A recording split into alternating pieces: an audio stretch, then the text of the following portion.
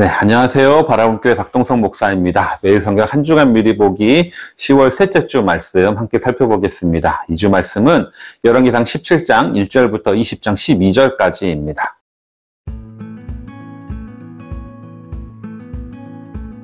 그동안 열왕기상 1장부터 16장까지는 남북왕국의 왕들이 중심인물로 등장을 했었는데요. 이제 17장부터는 왕보다는 선지자들이 그 중심인물로 등장을 하게 됩니다.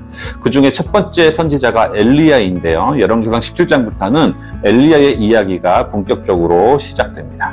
이번 주 본문을 먼저 크게 살펴보면 17장은 엘리야가 가뭄이 있을 것이라고 선포하고 3년간 숨어 지내는 이야기입니다. 18장부터는 엘리야가 3년 만에 재등장해서 바알과 아세라 선지자들과 기도 대결을 펼치고 다시 비가 내리도록 하는 이야기이고요. 19장은 엘리야가 다시 영적인 슬럼프를 맞았다가 하나님의 도우심으로 다시 그 소명을 회복하는 이야기입니다. 그리고 20장은 다시 장면이 전환되어서 북이스라엘과 아람과의 전쟁 이야기가 시작이 됩니다. 먼저 열왕기상 17장입니다. 배경은 북이스라엘이고 아합왕 시대입니다. 그리고 이때 북이스라엘의 상황은 아합왕이 시돈 공주 이세벨과 결혼을 하거든요. 그로 인해서 바알과 아세라 선지자들이 북이스라엘에 들어오게 된 상황입니다.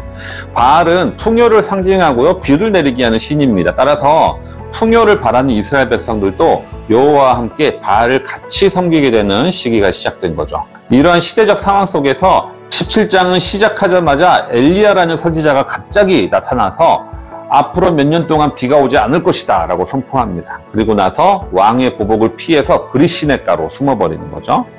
엘리야의 말대로 가뭄이 시작됩니다. 급기야 엘리야가 숨어있던 그리시네가도 마르게 되는 거죠. 그러자 하나님은 엘리야를 시돈의 사르밧이라는 도시에 한 과부에게로 보냅니다. 그러나 이곳도 역시 가뭄에 시달리는 것은 마찬가지였던 거죠. 바알을 데려온 이세벨이 시돈 출신이라고 말씀을 드렸습니다. 따라서 시돈은 바알이라는 우상의 본거지라고 할 수가 있는데요. 특히 사르밧이라는 동네는 한적한 시골 동네가 아니라 옷감, 도자기, 농산물, 염료 등을 생산하는 시돈의 산업 중심지였습니다. 그러나 이 사르밧이라는 이 지역도 가뭄에 시달린다는 것은 비를 내리게 하는 신인 바알이 아무런 능력도 없는 우상에 불과하던 것을 보여주는 것이죠. 엘리야가 찾아간 사르밧 과부는 한 끼 분량의 밀가루와 기름만 남아있는 상태였습니다. 하지만 그것으로 엘리야를 대접하고 나니 가뭄이 그칠 때까지 밀가루와 기름이 끊어지지 않는 복을 받게 되는 거죠. 그리고 나서 과부의 아들이 병에 걸려 죽었을 때 엘리야가 기도함으로 그 아들을 살려주게 됩니다.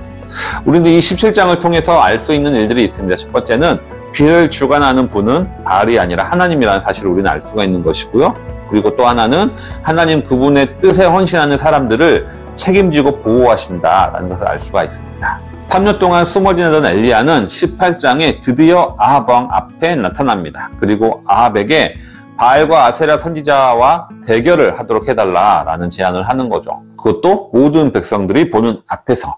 어찌 보면 1, 2년 전에만 엘리야가 찾아갔다면 아합은 바로 엘리야를 처형했을 겁니다. 하지만 10년 동안의 가뭄은 아합도 엘리야를 함부로 할 수 없도록 만든 것이죠.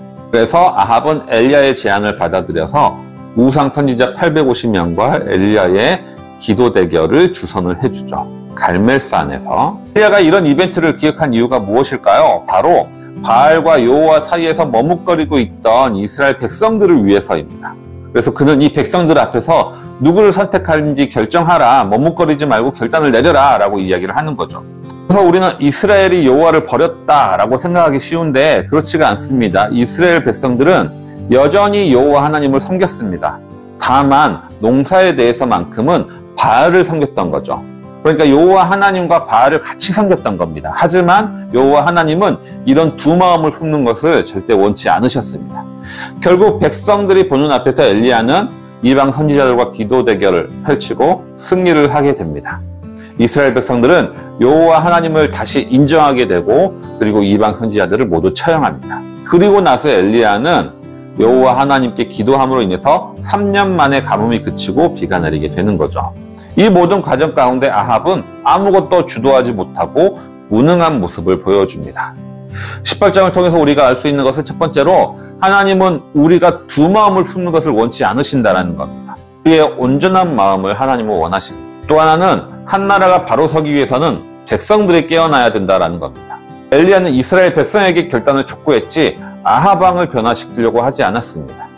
이 모든 과정 가운데 아합 왕은 아무것도 주도하지 못하고 철저히 조연으로만 출연을 하는 거죠. 여기까지 했으면 이제 19장에서는 온 북이스라엘이 하나님 앞에 회개하고 다시 여호와의 신앙을 회복하는 이야기가 나와야 되는데 역사는 그렇게 진행되지 않습니다.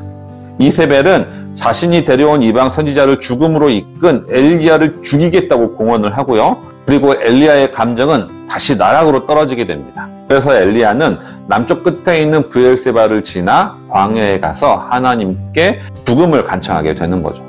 아마도 엘리야의 이런 극심한 우울증은 육체적 피로도 있을 것이고요. 그리고 열심히 사역했지만 아무런 열매가 보이지 않는 그런 허무함이 원인이 되었을 겁니다. 하나님은 이러한 엘리야에게 충분한 잠과 먹을 것을 주시고 육체가 힘을 얻었을 때 호렙산으로 다시 이끄십니다. 그리고 새로운 사명을 부여하시는 거죠. 이 모든 과정들이 하나님께서는 엘리야를 다시 회복시키는 과정이라고 볼 수가 있는데요. 정리해보면 첫 번째는 쉼입니다. 하나님은 엘리야의 육체적 피로를 아시고 충분한 수면과 음식으로 몸이 회복되도록 하는 거죠. 두 번째는 엘리야의 시각의 변화입니다. 프레임을 바꾸는 것이죠. 하나님은 엘리야에게 말씀하실 때 바람과 지진과 불이 아니라 세미한 음성으로 나타나십니다. 바람과 지진과 불은 시편이나 예언서에서 하나님의 임재의 상징인 거죠. 하지만 하나님은 그러한 것들이 아니라 들릴 듯 말 듯한 세미한 음성으로 말씀하십니다. 엘리야는 갈멜산에서 내리는 불과 같은 폭발적인 새로운 변화와 역사를 기대했습니다. 그래서 자신의 사역에 아무런 열매가 보이지 않았던 거죠. 하지만 하나님은 세미한 음성으로도 그분의 역사가 시작됨을 보여주시는 겁니다. 세 번째로 하나님은 엘리야가 혼자가 아님을 일깨워 주십니다.